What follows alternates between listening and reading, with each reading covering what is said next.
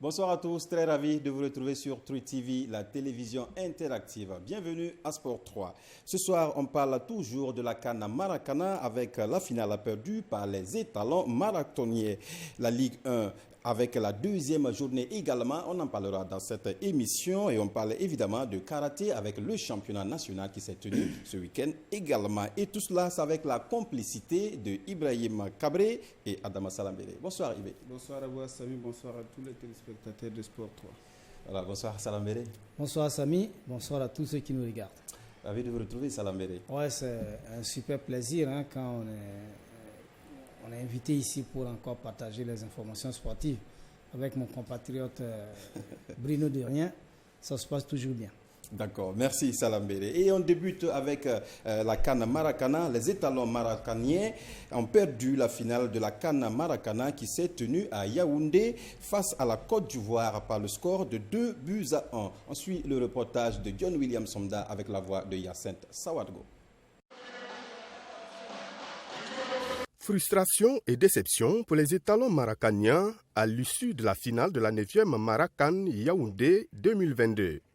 Face aux éléphants de la Côte d'Ivoire, les hommes de Patrice Seri ont pourtant montré qu'ils avaient le meilleur maracana de l'Afrique. Dès l'entame, ils acculent l'arrière-garde ivoirienne mais manquent de justesse au dernier moment. Les Ivoiriens, qui n'en demandaient pas tant, en profitent pour trouver la faille après 5 minutes de jeu. Nullement découragés, les étalons maintiennent le rythme et finissent par faire la jonction peu avant la pause par Aboubakar Ouedraogo. Un but partout à l'issue des 10 premières minutes. Dès retour de la pause, les arbitres décident du sort de la rencontre. Cheikh Zerbo voit le rouge. Les étalons sont condamnés à évoluer à 5 contre 6. Une infériorité numérique qui profite aux éléphants. Le coup de pouce à qui les Ivoiriens sortent la tête de l'eau et dominent les débats et finissent par l'emporter dans les derniers instants de la partie. 24 heures après la finale, Patrice Seri a toujours la pilule en travers la gorge. Jouer la finale, voilà, qui était notre objectif. On l'a perdu certes, mais on n'a pas démérité. Je pense que merci à tout le monde. Et en ce qui concerne maintenant la compétition proprement dite, je suis un peu déçu de la Côte d'Ivoire parce qu'on n'organise pas pour prendre. Ils ont maintenant la 8e édition, ils ont remporté 8 fois, mais c'est pas là, dans l'organisation, c'est pas bien. C'est pas bien parce que on ne peut pas envoyer à une compétition comme ça internationale 5 arbitres, 4 arbitres venant de la Côte d'Ivoire et un arbitre béninois. L'arbitrage, un sujet qui a fait grincer des dents durant la compétition.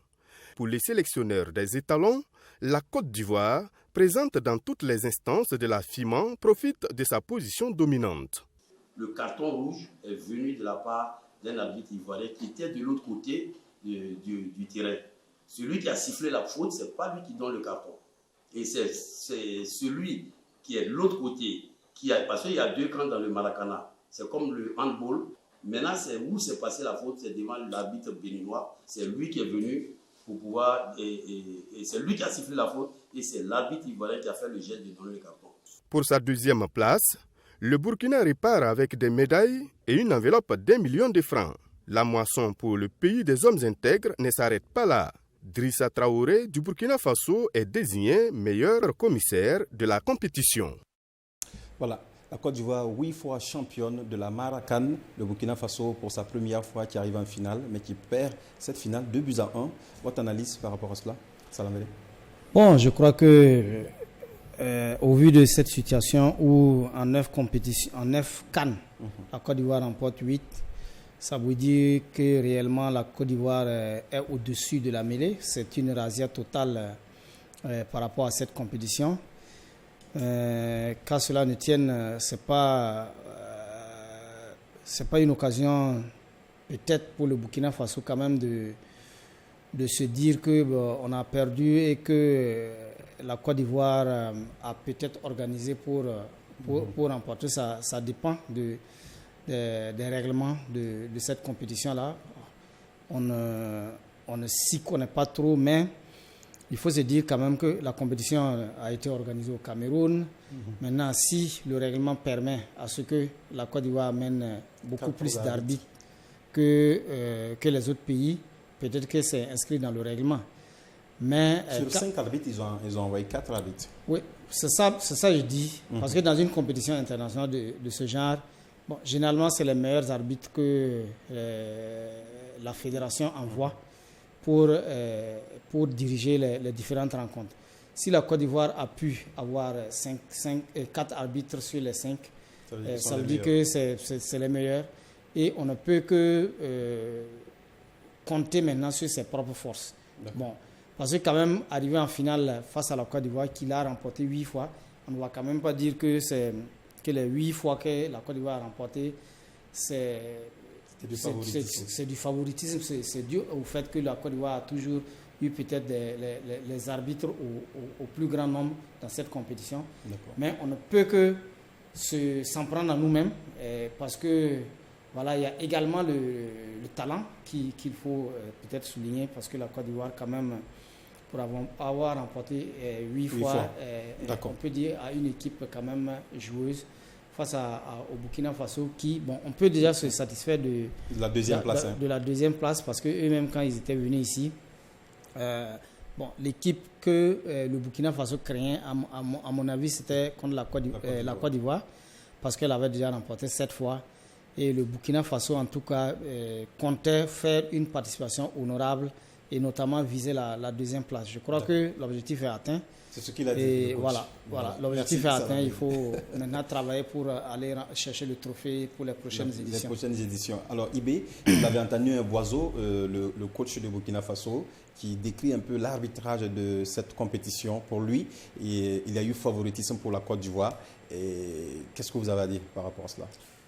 Bon, ce qui est surprenant, c'est que c'est même au lendemain du match qu'il continue donc de tenir ses propos. On aurait pu dire que c'est dans la foulée dans l'euphorie ou du moins je veux dire quoi, dans la déception de l'élimination, donc il tient des propos comme ça. On se rend compte que même avec le recul, il est toujours catégorique que c'est un problème d'arbitrage.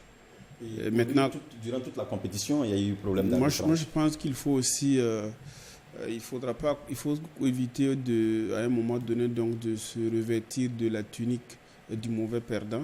Je ne dis pas que c'est le cas, mais il ne faut pas tout rejeter sur l'arbitrage.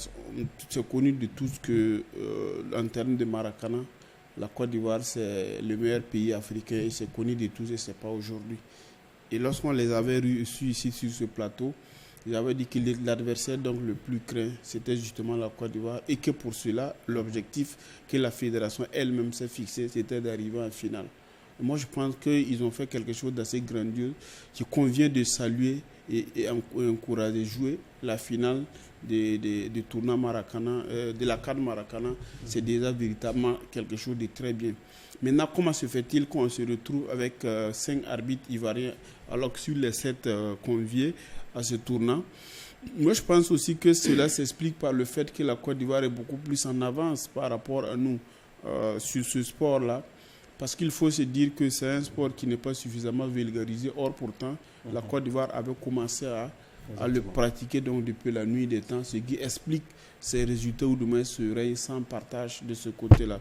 Mais quand cela n'est pas, il faut féliciter la Côte d'Ivoire. Il faut aussi, et là où je n'ai pas été totalement aussi d'accord dans le repas, c'est lorsqu'on dit c'est l'arbitre donc, qui décide du sort du match. Moi, je pense que c'est quand même assez gros. Hein. Voilà. Est-ce que s'il y a quelque part où on accuse justement donc, les arbitres de ne pas pratiquer les règlements, qu'on nous l'explique à un moment donné. Donc, je pense que ce qu'ils ont fait, c'est quand même assez salutaire. Maintenant, il faut éviter dans la déception, dans la nervosité, de tenir donc, un langage donc, qui pourrait ternir l'image donc, du joli parcours des étalons. Voilà, bravo donc aux étalons. Parce qu'il dit que c'est l'arbitre béninois qui a sifflé la faute, mais l'arbitre ivoirien qui était beaucoup plus loin, de l'autre côté du match, qui donne le carton rouge, si j'ai bien compris. Qui a signifié à l'arbitre béninois De donner le carton rouge. De donner le carton rouge. Bon, je crois que dans cette situation, s'il y a des réclamations, une plainte à faire, vous déposez la plainte et puis... Je crois que de toutes les façons, dans toute compétition, il y a un règlement. Oui. Et je sais que ça ne se fait pas non plus aussi par voie de presse. Donc il faut faire valoir aussi vos droits. Si à un moment donné vous estimez lésé, je ne sais pas qu'est-ce qui est fait dans ce sens, mais je pense qu'il ne faut pas qu'ils s'alarment. C'est déjà très bon, on est très fiers de ce qu'ils ont accompli jusque-là. Donc il faut véritablement passer à autre chose. Revenir donc se préparer pour les éditions à venir, surtout qu'il y a une Coupe du Monde qu'il faut préparer justement. Voilà qui est bien dit, Ibé. Et puis on va voir ces images. La légende camerounaise Roger Mila a reçu à son domicile à Yaoundé le président de l'association des anciens internationaux de football de Burkina Faso, Ibrahima Traoré Dibaya, et sa délégation. Voilà, rencontre au cours de laquelle un maillot du Burkina Faso a été remis au vieux lion. Grand admirateur du Burkina, Roger Mila a gardé un œil admiratif sur l'évolution du football burkinabé. On va l'écouter d'ailleurs au micro de John William Sonda, notre envoyé spécial. Vous savez, moi, si peut-être vous ressortez mes interviews il y a cela 4, 5, 6 ans, j'étais à une Coupe d'Afrique, je ne sais pas dans quel pays encore, hein. J'ai vu le Burkina là jouer. J'ai dit aux gens et aux journalistes qui étaient là que cette équipe, c'est l'avenir du football africain. Vous allez voir que en continuant à travailler, cette équipe a fait des merveilles. Je pense que je ne m'étais pas trompé, puisque au Gabon, ils ont fait des merveilles. Ils ont fait des merveilles au Gabon. Ils ont fait des merveilles ici, en 2022, au Cameroun. Ils ont failli empêcher le Cameroun de gagner le bronze. Donc, moi, je dis que c'est une équipe montante. Vraiment, il faut beaucoup les encourager. Il faut être à côté d'eux et donner des vrais conseils. Je crois qu'elle arrivera au meilleur niveau. C'est quand je parle de meilleur niveau en Afrique, c'est gagner la Coupe d'Afrique.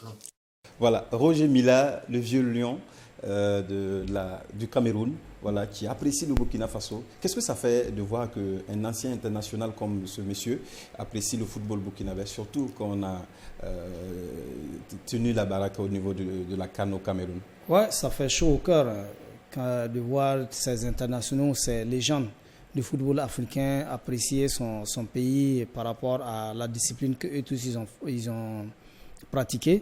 Parce que le Burkina Faso, il lui dit que c'est une équipe d'avenir, parce que lui, il a regardé la progression de l'équipe depuis, parce que c'est un œil quand même de grands footballeurs qui observent également les équipes.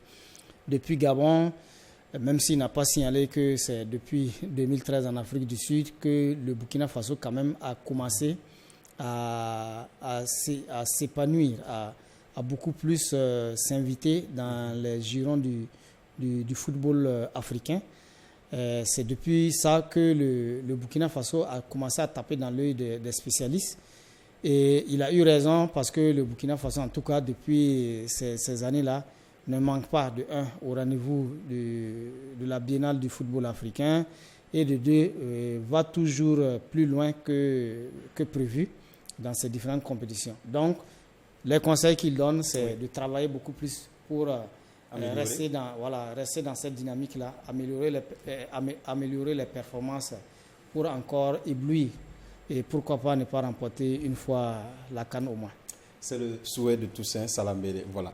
On tourne cette page de la Maracan et on parle à présent de la Ligue 1 avec les matchs de la deuxième journée joués au cours de ce week-end. Là, l'étoile filante de Ouagadougou, après sa première défaite à la première journée, rencontre l'AS Sonabel, et cette fois, les stylistes ont eu une victoire. On suit le reportage de Yassine Sawadgo. C'est sur le score d'1-0 que l'étoile filante de Ouagadougou remporte ce match de la deuxième journée de la Ligue 1. Aux prises avec l'AS Sonabel, les hommes de la Sina Ouagadougou se devaient de lancer leur saison après leur contre-performance lors de la première journée. Les étoilés sont les premiers à se créer des occasions, mais le cuir fuit les poteaux. Les électriciens se ressaisissent. Sur cette balle, ils étaient tout proches d'ouvrir le score, mais l'attaquant se mélange. Et comme un cadeau tombé du ciel, les Faux obtient un penalty à quelques minutes de la fin de la première partie. Morizina, sans paniquer, le transforme.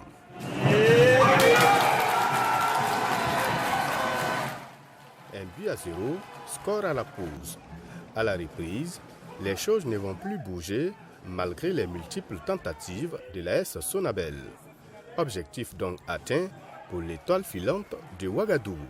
On a eu en face une bonne équipe de la Sonabel, développement de football.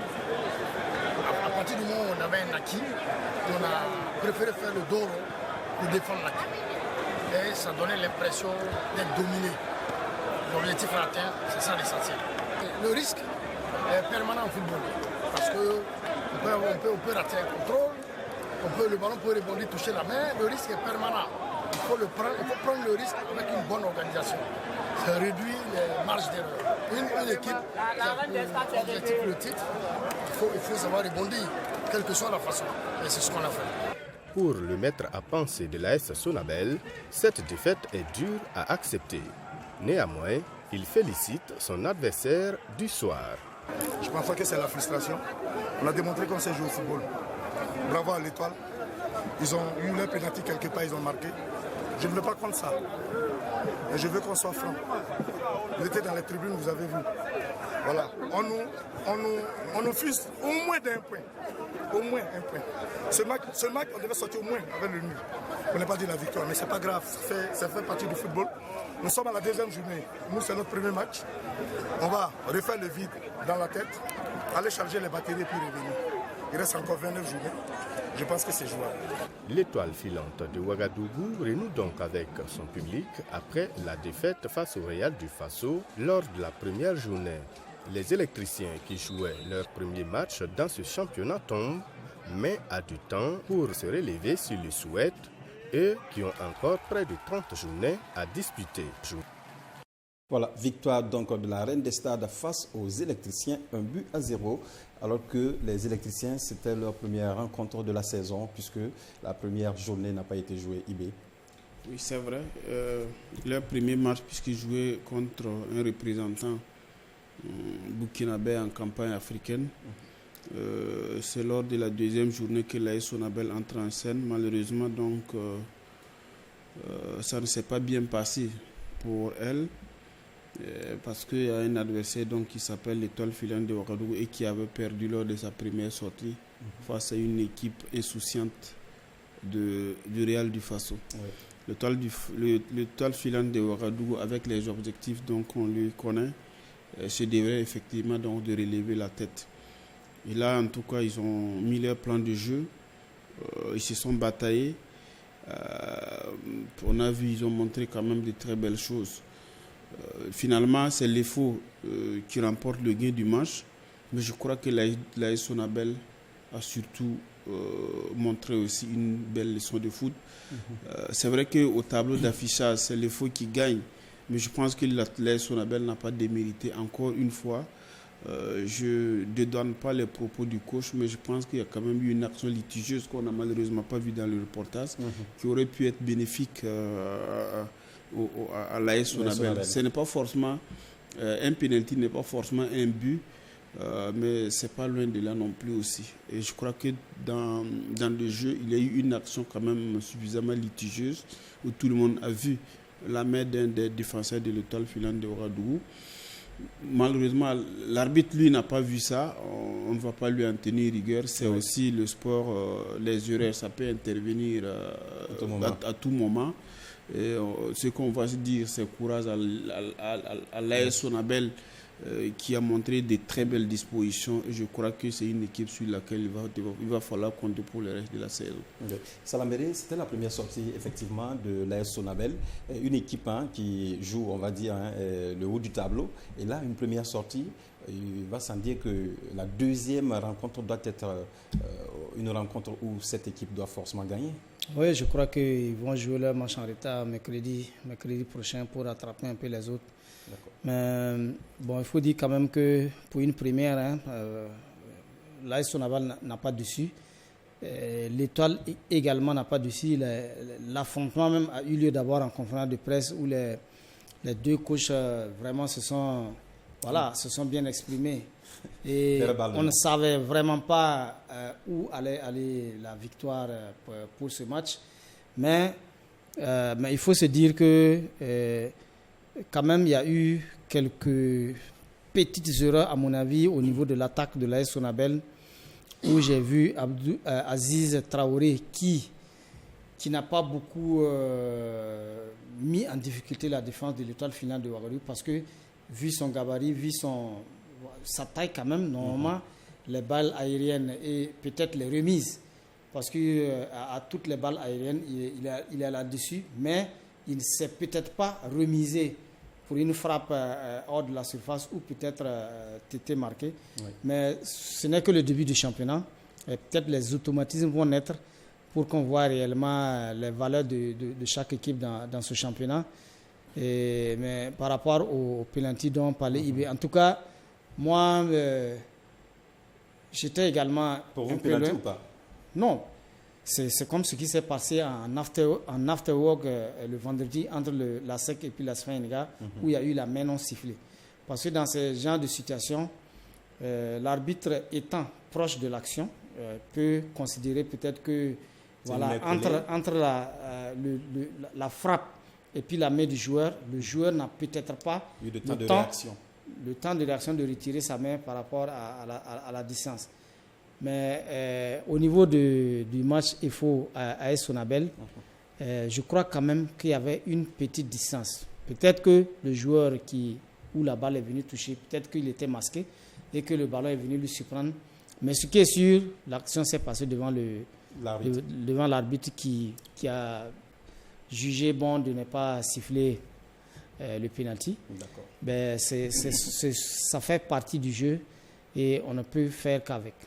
Exactement. En tout cas, bon rebondissement de l'Étoile filante de Ouagadougou avec cette victoire. On parle à présent de la rencontre AS Police Real du Faso. C'était au stade Issoufou Joseph Konombo. On va voir le résumé de cette rencontre qui s'est jouée samedi au stade Issoufou Joseph Konombo. Je vous ai dit, voilà, donc ces deux équipes se sont séparées dos à dos. 0 but partout, c'était le score de cette rencontre. C'est la réalisation nous permet. On va voir le résumé de cette rencontre qui s'est jouée au stade Issoufou Joseph Konombo. Sinon, voilà. On va continuer dans cette émission pour parler du RCK également qui a fait match nul face au RCB. C'était également au stade Issoufou Joseph Konombo. Et là, c'était un match nul. IB, quand on voit que l'AS Police et le Real qui font match nul, 0 but partout, le promu qui cale encore.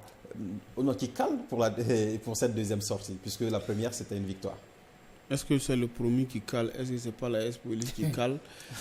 Je n'en sais rien. En tout cas, une équipe qui a tenu l'autre en échec. Mais la logique voudrait qu'on dise que c'est le Real du Faso qui a tenu la AS Police en échec pour son expérience, pour aussi son vécu dans ce championnat-là. Mais comme je l'ai dit, le Real du Faso, c'est une équipe très volontaire, très dynamique, qui fait dans l'insouciance et qui est capable de surprendre plus d'un. Et après deux sorties, moi j'ai l'impression que c'est une équipe qui réadapte son jeu face à l'adversaire qu'on a en face. Face à l'Étoile filante de Ouagadougou, j'ai vu une équipe très dynamique qui a beaucoup de rythme et qui sait varier les jeux. Et lorsqu'elle n'a pas le ballon, c'est une équipe dont l'organisation défensive reste quasi parfaite. Et c'est une équipe qui s'éblouit en ce moment-là. Ouais. Sauf que face à l'AS Police, elle a beaucoup fait le dos rond. Comme elle sait très bien défendre, elle a mis donc les tentatives de l'AS Police en échec. Quand bien même qu'il n'y en a pas eu beaucoup, je dirais que c'est l'équipe qui a été le match qui a été le plus pauvre en occasion. Mais l'AS Police a tenté non sans difficulté. Et les occasions ne sont pas multipliées. Oui. Donc je crois aussi que peut-être que c'est à ce niveau. Donc il faut travailler sur le plan offensif. Quand j'ai vu Amadoun Traoré, Adama Ouedraogo et puis Diomandé sur le front de l'attaque de l'AS Police, ça n'a véritablement pas donné. l'entrée de Rodri Cam non plus n'a pas changé n'a pas changé grand chose dans le cours du jeu. Donc il faut repartir au travail et se remettre en cause et puis continuer. On espère donc que ça viendra pour les prochaines sorties. Nous sommes à la deuxième journée. Cette équipe qui est entraînée par Julien Yamego, voilà celui-là même qui a été adjoint de Mousso Ouedraogo, qui a été adjoint de Dri et Congo, si je ne m'abuse, voilà, à l'AS Police toujours. Donc on peut dire qu'il y a encore du temps pour les policiers afin de revenir. Hein. Oui, il y a quand même du temps, mais on remarque également que il y a peut-être, l'AS Police n'a toujours pas peut-être assis son équipe type. Hein, parce que quand moi je vois au départ où le meilleur buteur du championnat est au banc de touche, je peux me demander, poser des questions, pourquoi il est sur le banc. Je ne sais pas si c'est une méforme. Il était sélectionné avec les étalons locaux pour les éliminatoires de la CAN. Donc c'est le repos qui continue, à mon avis. Parce que là, quand même, les matchs ont eu lieu quand même il y a pas mal de temps. Le RCK et l'AS Douanes même sont venus avec des éléments qui ont joué et qui ont vraiment prouvé. On va poser la question au coach à la prochaine journée. Voilà. Une question de savoir pourquoi le meilleur buteur est sur le banc. Voilà. Je crois que lors du premier match non plus aussi, il n'était pas titulaire. Roméo Boni qui était titulaire à la pointe de l'attaque. Effectivement, on n'a pas compris, mais j'ai l'impression que ce n'est pas exclusivement un choix du coach. Est-ce qu'il ne revient pas? Est-ce qu'il n'avait pas de petits bobos? Je n'en sais rien. Je ne me suis pas renseigné, mais je pense quand même qu'il doit avoir une justification valable. D'accord. On va écouter à présent l'entraîneur du Real du Faso et de l'AS Police. C'est comme ça, c'est une jeune équipe. Il faut un point là, c'est pas mal. Vous savez, l'AS Police, c'est une équipe qui est habituée à la compétition de la première division. Nous venons d'arriver cette année. Donc, en tout cas, le 1 point là, en tout cas, c'est bon à prendre. Bien vrai qu'on avait la place pour prendre les 3 points, mais on n'a pas pu. On va continuer à travailler pour les prochaines journées. Bon, vous savez, c'est les jeunes, c'est devant les buts. Il faut qu'on travaille. C'est devant les buts. C'est le péché meilleur des attaquants du Faso Foot. Hein. On ne marque pas, mais on continue à travailler. Espérons qu'un jour, ça va aller. Sinon, c'est des jeunes. Je pense que dans les journées à venir, on va corriger ça. C'est notre deuxième sortie. On s'en sort encore avec un match nul. Bon, match nul c'est bon, mais on aurait voulu quand même prendre les 3 points pour prendre de la distance par rapport au classement. Mais tout compte fait, un match nul, on ne va pas cracher là-dessus. On va prendre ça avec philosophie et continuer à travailler. On va refaire le film du match et puis essayer de voir ce qui n'a pas marché pour essayer de travailler. Voilà, Julien Yamego, voilà, au micro de Yacinthe Sawadgo. Et le Real du Faso également, qui commence, on va dire, lentement mais sûrement, une première victoire. Il a un match nul. On va dire que c'est un promu qui tient la route. Oui, ça nous rappelle un peu Raimo ou Salitas quand ils venaient dans l'élite. C'était également comme ça. Ils ont fait un départ époustouflant. Et qui sont parvenus quand même à se maintenir et à même grignoter pas mal de lauriers. Mais en tout cas, l'AS, le Real du Faso, est une équipe où quand même un nom qui est dans l'encadrement technique fait beaucoup parler, parce que là, quand vous avez Pirou Ebonga, l'entraîneur principal dans cette équipe, on l'a vu parce que c'est une équipe qui est montée crescendo avec des petites catégories minimes, cadets, juniors et puis montée en senior. Division, deuxième division et là, il y a certes l'inexpérience, mais quand même c'est des jeunes qui répondent naïvement quand même au système mis en place par ces techniciens pour améliorer les performances de l'équipe. On a suivi quand même pas mal de matchs de préparation de cette équipe du Real du Faso qui a titillé les grands en griffe de notre championnat et qui sont vraiment montés avec des ambitions. C'est pas pour rien, en première journée, elle a battu quand même les faux. C'est pas rien, mais ça montre déjà que c'est une équipe qui a de grosses ambitions dans ce championnat et il faudra compter avec cette équipe, comme le disent certains experts de notre football. Il faut attendre de voir la suite parce que l'inexpérience où peut-être le manque d'effectifs pourrait peut-être peser lourd dans la balance. D'accord, on va saluer au passage Hervé Oussalé qui a porté cette équipe l'année dernière en 2e division afin qu'elle monte en 1re division. On s'intéresse à présent à la rencontre RCK-RCB. C'était au stade Issoufou Joseph Konombo, un match qui s'était terminé par le score d'un but partout. On va voir le résumé de cette rencontre où il y a eu en tout cas quelques occasions, mais ces acteurs n'ont pas pu marquer beaucoup de buts. Un seul but et deux buts dans cette rencontre. La première action, une frappe qui est logée directement dans les gants. Oui, c'est la défense du RCB donc, qui tergiverse et Sidiki Abouaka Traoré dans la position qu'il affectionne va enclencher donc cette frappe malheureusement captée donc, par le portier. Et voilà le RCB qui va pousser, qui obtient une occasion et là c'est un ballon repoussé par Baba Youré et à la suite c'est un but. Oui, la défense qui a été quand même trop attentiste et sur ce coup avec un ballon anodin. Et je crois que c'est Charles Saint-Pourri justement donc, qui va ramener donc, ce ballon sur l'aire du jeu et Ilias Sawadogo pour la reprise. Et belle intervention de Baba Youré, mais ça n'a pas été suffisant puisque ça a été dans l'axe. Et la reprise imparable donc, de Habib Diarra pour l'ouverture du score. Voilà, donc le match qui s'est poursuivi, on va dire, parce que le RCB également, le RCK qui va marquer à la dernière minute, on va dire, à la fin de la rencontre pour marquer le score à 1 but partout. Voilà, on n'a pas fini le résumé de cette rencontre, car cela ne tienne. On va en parler puisque le match s'est terminé par le score d'1 but partout. Oscar Barrow qui vient à Ouagadougou contraindre son adjoint en équipe nationale, Amadou Sampo, à 1 but partout. On va dire que c'était une belle rencontre. Oui, c'est vrai. Je taquinais un supporter donc, du RCB au cours de la journée. Il me disait que le RCK a pu les tenir en échec. Donc, moi, je dis, mais il faut plutôt inverser. Parce que le RCK est champion en titre sortant et qui doit défendre son titre alors que le RCB était en grande difficulté la saison dernière. Et donc, pour ce coup, je dirais que c'est le RCB, effectivement, qui est venu qui a tenu le RCK au respect.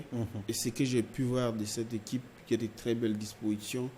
Et ils ont fait un recrutement intelligent, malgré donc les départs d'un certain nombre de joueurs importants dans le dispositif. Je vois les Blackies Ouattara du côté du RCB, de l'AS Douane, les Issouf Zonu, qui était le meilleur buteur justement du club l'année dernière, il est parti.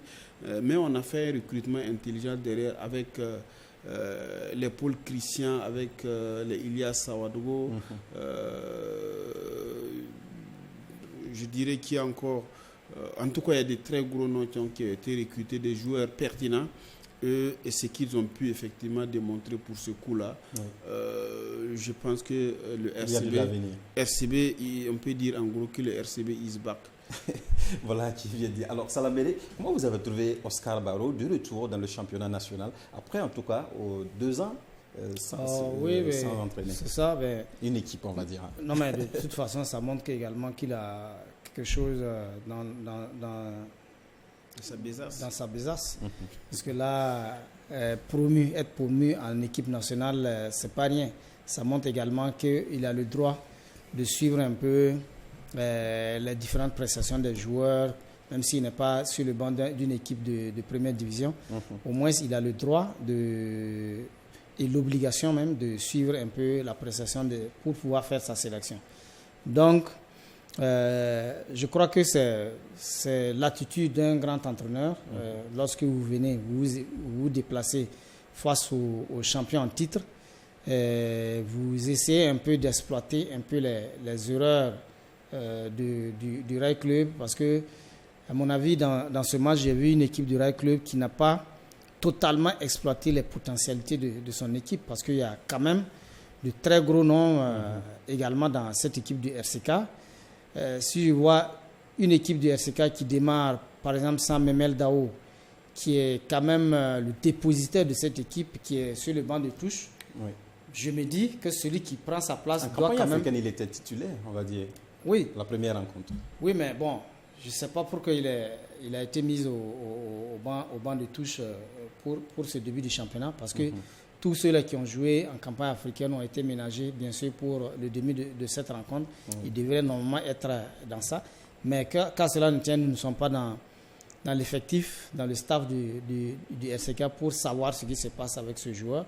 Mais on se dit que s'il avait peut-être été titularisé, il avait un gros apport à apporter dans cette équipe du Rail. Et le RCB a su, bien sûr, exploiter ces petites brèches pour arracher le point du match nul face au champion en titre. Voilà. On va écouter à présent l'entraîneur du RCB et celui du RCK, Oscar Barrow et Amadou Sampo. Très difficile, d'autant plus que nous sommes en difficulté. On n'a pas tous nos joueurs qualifiés. Alors donc on était obligé de colmater. Je pense qu'on a beaucoup joué tactique ce soir. Ça a failli marcher, mais à quelques minutes de la fin, on prend un but tout à fait normal parce que le RCK méritait d'avoir ce but. Donc je pense que c'est un match nul pour moi et qui est bien normal.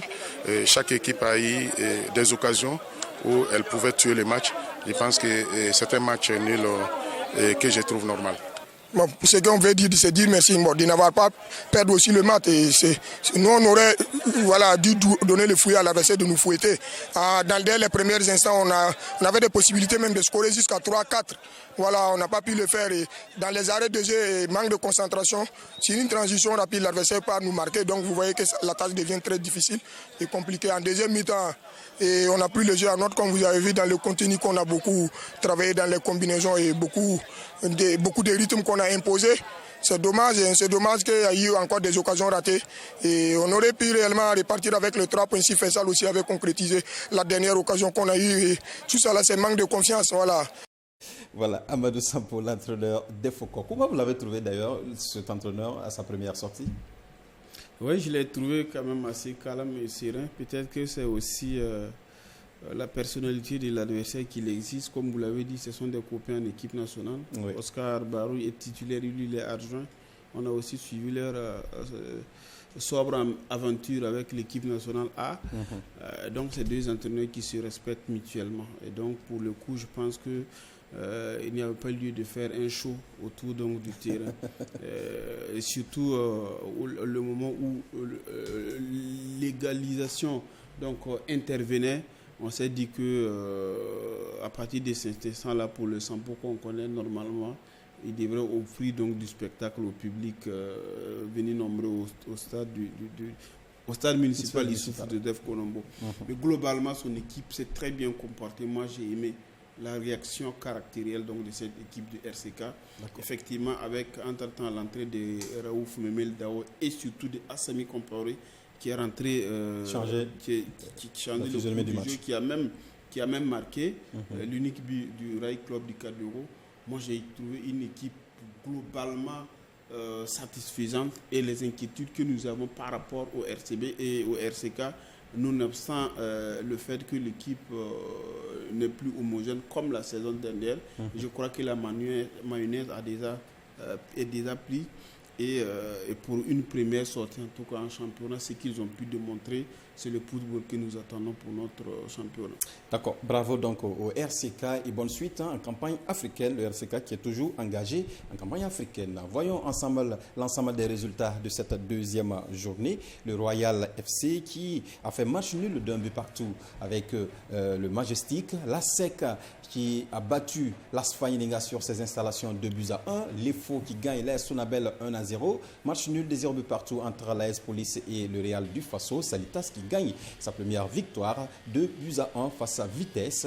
Le RCB et le RCK partagent la poire en deux. Un but partout. L'AS Douane bat l'ASFB 2-0 et le match USFA Raimo reporté à une date ultérieure. Alors, on voit l'AS Douane également pour sa première sortie et Salambéré qui gagne une victoire, et une belle victoire d'ailleurs, avec 2 buts à la clé. Ouais, en tout cas, quand on se déplace du côté de Bobo Dioulasso et qu'on revient avec 3 points avec la manière, ça donne une satisfaction. Ça montre également, comme tu l'as dit pour les autres entraîneurs, que Kamou Malo est de retour dans le Faso Foot. Il avait déjà démontré lors de la Super Coupe AGSB face au Rail Club du Cadiogo. Oui.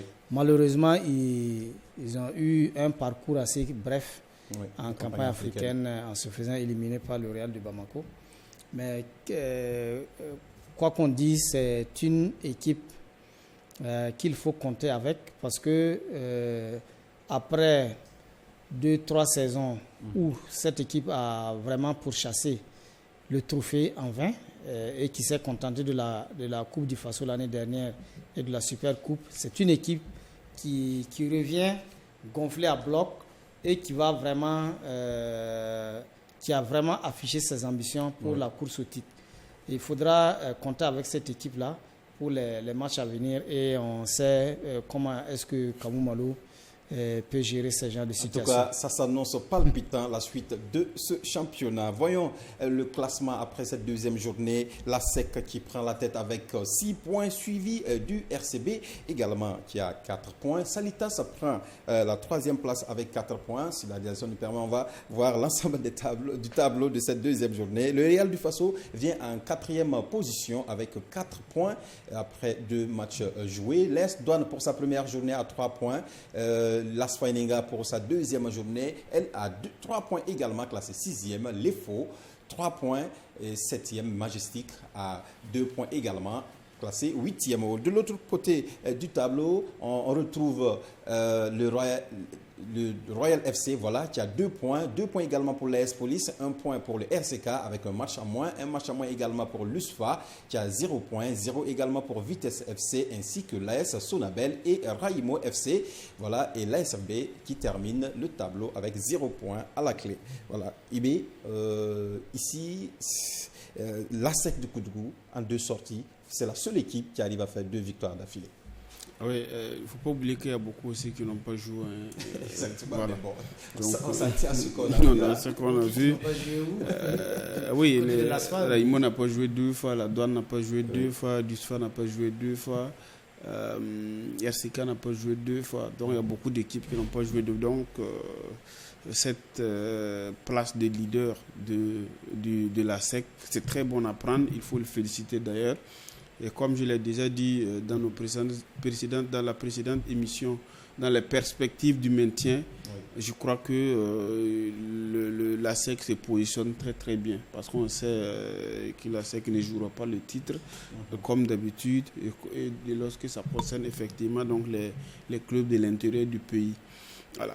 Et maintenant, le coup de gueule, c'est peut-être au niveau de l'ASFB, donc qui a l'antenne rouge.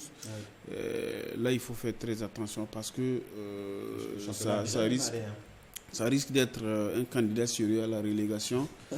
C'est là aussi où je voulais mettre un peu de bémol par rapport à la victoire de l'AS Douane. Il faut féliciter, on retiendra la victoire parce qu'après l'élimination, il fallait se relever. Et c'est une très belle victoire. Mais la victime, la SFB, sauf que c'est une équipe qui a fait une préparation catastrophique avec les problèmes que vous connaissez. On a préféré sacrifier la SFB donc, sous l'autel de la bataille successionniste pour les questions fédérales et autres. Et moi, je pense qu'il faut à un moment donné mettre l'intérêt supérieur donc, du club en avant. Et là, les retombées commencent à se faire sentir. La SFB est relégable à 2 sorties. Donc il faut falloir donc travailler vite donc, à relever. Parce que comme je l'ai dit, ils n'ont pratiquement pas fait une très bonne préparation d'avant-saison. Parce que même à 2 semaines du début du championnat, on était toujours préoccupé donc, par cette bataille donc, pour occuper donc, la tête du club. Et ça, c'est pas joli. D'accord. Voilà, on souhaite donc que l'ASAP revienne très vite dans ce championnat. Avant de continuer en football, on parle d'arts martiaux et c'est le championnat national de karaté, la Fédération burkinabé de karaté-do, qui a tenu son championnat national ce week-end à Ouagadougou. Durant 2 jours, les compétiteurs venus des différentes provinces ont compéti en kata et en kumité. Suivez ce reportage. Plus de 300 athlètes ont pris part à ce championnat national, la compétition phare de la saison. En kumité, moins de 57 kg, Faisal Zibato s'impose devant Sosten Zabré. À moins de 76 kg, Mohamed Kabouré, après un dur combat, remporte la première place face à Kabiru Diapo. Chez les filles, à moins de 68 kg, Fadilatou Sambaré de Manga s'impose devant Farid Ali de Tenkodgo. En kata individuel, Jamila Zamtako de Yako prend la première place chez les filles en senior. Et chez les hommes, Alan Sanou du club Ben Kadi surpasse son frère Samuel Sanou et est fait champion. Les frères Sanou remportent également la première place en kata par équipe. Pour nous, on a l'habitude maintenant de la compétition. On peut dire que ça fait maintenant déjà un moment, on a déjà pris beaucoup d'expérience. Cette compétition, c'était pour nous une manière de se remettre en forme pour les compétitions à venir, en parlant juste de la compétition qui vient de championnat d'Afrique en Afrique du Sud. Donc pour nous, on est déjà sur la préparation et pour nous, ce championnat, c'est encore une manière de s'améliorer. Pari réussi donc pour la Fédération burkinabé de karaté-do au vu de la forte participation des compétiteurs. Tout à fait. Vous savez, quand vous arrivez à tenir un pari et que les gens sont contents, je pense qu'on doit se jeter des fleurs parce que ce n'était pas évident vu le contexte et vu que nous sortons d'un grand rendez-vous championnat d'Afrique de karaté-do. Donc on est très fiers de ce qu'on a vu ce soir.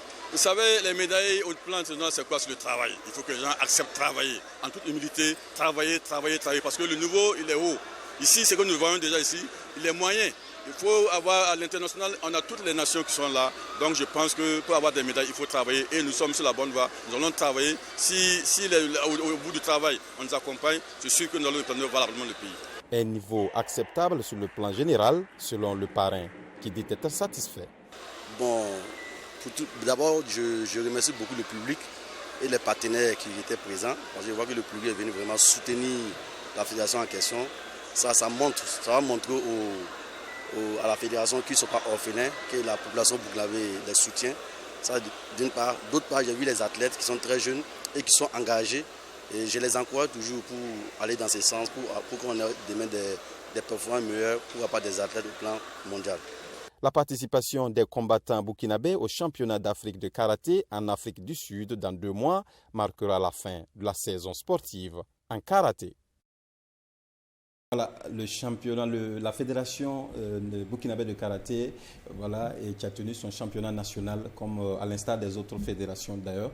Et on voit que les frères Sanou ont marqué encore ce championnat de par leur perspicacité, leur performance et leur assiduité à cette compétition. C'est pour la 3e fois qu'ils remportent le comité le kata par équipe. Donc ça veut dire que ce sont des éléments qu'il faut suivre de près également. Oui, quand vous voyez ces frères-là sur le tatami, vous comprendrez vraiment que c'est des gens qui travaillent. C'est des gens qui sont présents en Afrique par leur talent au niveau des compétitions. J'avais dit lors d'une émission que le fait d'être présent dans les compétitions africaines donne beaucoup des ailes pour pouvoir maintenir sa discipline au sommet. Parce que là, quand vous voyez le championnat, ça réunit un peu toutes les villes pratiquement du pays. Les combattants sont venus de partout et se sont exprimés devant. Et ça montre déjà que, vous l'avez entendu s'exprimer, que c'est des gens qui ont déjà l'esprit à la compétition internationale. Parce qu'il y a le championnat d'Afrique en Afrique du Sud qui vient. Oui. Et ça montre également que la GSP, qui a choisi ce monsieur en tant que meilleur karatéka de la saison, ne s'est pas trompé. C'est le comité d'abord qui voilà. proposé mais pas encore choisi. Oui, mais voilà. Mais au moins, il est sur les tablettes, sur les calepins des journées sportives. Ça montre que c'est un garçon qui travaille bien et qui exporte réellement son talent. D'accord. On le verra dans les compétitions à venir, mais déjà un salut à la fédération qui a tenu son championnat et qui est présent surtout dans les joutes africaines. D'accord, merci Salam Beri. On revient en football pour parler de la 6e édition de la Coupe de la Fraternité de Torla qui a pris fin ce samedi avec le sacre de GFC de Zoutega et c'était devant les autorités de la localité. Reportage. Torla a vibré samedi à l'occasion de la 6e édition de la Coupe de la Fraternité de Torla. 16 au départ, les équipes ont rivalisé d'ardeur et le dénouement final a opposé Natenga FC de Begdo en rouge à GFC des Zoutega en vert et blanc. Après le coup d'envoi, pas de temps d'observation pour Zoutega. À 5 minutes de jeu seulement, c'est l'ouverture de la marque. Quelques minutes plus tard, ils arrivent à pénétrer la défense adverse, mais la frappe de l'attaquant est trop croisée. Avant la pause, Begdo sur ce coup franc passe à côté de l'égalisation. La pause intervient sur ce score de 1-0. En seconde période, Zumtwega joue le bloc bas pour conserver son avantage. Begdo met le pied sur le ballon et joue toutes ses cartes également. À 5 minutes de la fin, leur colosse attaquant tout seul fait l'impossible pour manquer le cadre. Score final 1-0 et Zumtwega est champion de la 6e édition. Là, le match était très serré, mais grâce à Dieu, on a réussi à remporter la coupe. On remercie le bon Dieu. On a été physique sur le terrain. On a essayé de jouer avec le courage. Donc ça nous a permis de gagner le match 1-0. Une édition réussie dans l'ensemble selon le promoteur qui se dit très heureux. C'est comme le thème le dit déjà, c'est dans le cadre social, et la cohésion sociale. Vous avez vu aujourd'hui que en tout cas, le football unit les frères et ça apaise aussi les cœurs. C'est dans ce but-là qu'on a cherché à réunir les 4 communes-là aujourd'hui pour en tout cas créer l'amitié entre nous et bouter le terrorisme hors de nos frontières. Vraiment, l'on doit s'apprécier soi-même. Mais je sais que même quand vous regardez la foule déjà, bon, ça se décrit déjà. Vous comprenez déjà, moi je suis comblé de joie. Cette coupe organisée dans le but de rassembler la jeunesse de la région du centre-est a mobilisé plus d'un. Il y avait la présence de la délégation du prince Hakim et la présence du gouverneur de la région du centre-est. Une très belle appréciation. Quand vous regardez le déroulement du match, on avait l'impression qu'on était au stade 14. Parce qu'on dirait un match de deuxième division, de première division. Je suis très satisfait de l'organisation. Vous remarquez donc le fair play avec lequel ils ont joué. C'est-à-dire la cohésion, la mobilisation qu'il y a, on ne peut que être satisfait. Oui, tout à fait. Il y avait deux équipes quand même. Une équipe technique qui a gagné et une équipe physique. Vraiment, j'ai aimé et c'était bien. On a senti de l'engouement, les supporters de part et d'autre. Et en tout cas, les meilleurs ont gagné. Et je crois que ce n'est pas un village qui a gagné, mais c'est plutôt la population de Torla et environnant qui ont gagné. Et ce sont les organisateurs qui ont gagné. Et je crois que c'est la jeunesse qui a gagné. Zumtwega repart donc avec le trophée, de nombreux lots et une enveloppe financière. Les 3 meilleures équipes également ont été récompensées et rendez-vous est donné pour la 7e édition. Voilà, d'une coupe à une autre, on parle de la coupe d'Apoya. La pousse de Bourson d'Or qui a connu son épilogue ce dimanche du côté d'Apoya, qui a vu la victoire de d'Apoya 1-0 sur Nikiem Yiri et Yacine Sawadgo pour ce reportage. L'équipe de Dapoya sur la plus haute marche du podium de la 8e édition du tournoi foot Bourson d'Or. Face à Nikiem Yiri ce dimanche 25 septembre, les jeunes de Dapoya ont tout simplement montré leur suprématie malgré un terrain désaxé. L'unique occasion de la première partie vient des joueurs de Dapoya, mais le numéro 9 n'appuie pas trop sa frappe. À la seconde partie, les jeunes venus de Dapoya vont encore se montrer dangereux, tout d'abord avec ce tir.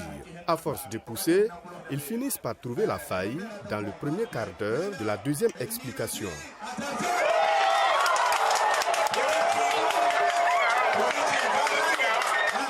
1-0.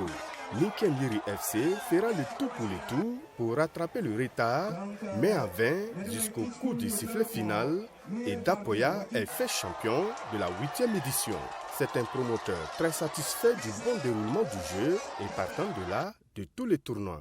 L'objectif général pour nous, c'est que pendant les vacances, nos frères et sœurs aient en tout cas un cadre pour pouvoir vraiment s'épanouir sainement et aussi permettre aussi le développement en fait, du sport, du football. Très satisfait, c'est vrai qu'on est très ambitieux, on souhaite en tout cas aller encore plus de l'avant, mais quand vous regardez la mobilisation, quand vous regardez ceux qui sont quittés, Ouaga, Koudougou et tous ceux qui sont sortis dans les petits recoins de Sakouensé, on ne peut qu'être heureux de savoir qu'autour du sport, on peut vraiment construire, bâtir la cohésion. Et c'est ce qu'on recherche et on espère qu'il y aura en tout cas des mécènes, des personnes encore qui pourront en tout cas accompagner en tout cas cette édition pour que on puisse en tout cas chaque année rééditer l'exploit. Cette 8e édition a eu l'accompagnement des filles et fils de Sakouensé, mais aussi des amis du promoteur. Tous saluent la bonne tenue de cette activité qui rassemble et promettent accompagner toujours. Tout à fait, ça fait la 8e édition et à chaque fois c'est une belle occasion de retrouvailles des fils et des filles du village. Vous voyez comment il y a de l'engouement autour de l'événement. Nous voulons vraiment remercier les promoteurs et nous souhaitons en tout cas que les années à venir, que la cérémonie connaisse encore plus d'engouement que la présente cérémonie. En tant que parrain, ça a été un honneur pour nous d'être à la tête de cette activité-là. Et avec le coparrain, nous ne manquerons jamais de prêter notre concours pour vraiment l'unité et la fraternité au sein des villages. Vous le constatez, c'est une activité qui a réuni beaucoup de jeunes et ça participe justement à la fraternité.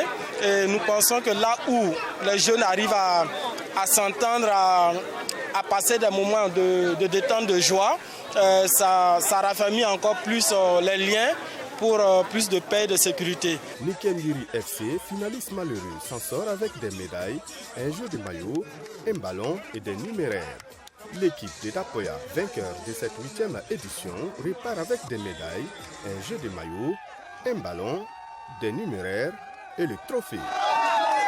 Rappelons que cette 8e édition a connu d'abord une course cycliste des femmes appelée Pédale de la Solidarité. C'est Awa Romba qui arrive première. En plus des numéraires, elle gagne un vélo. Les yeux sont rivés vers la 9e édition en 2023.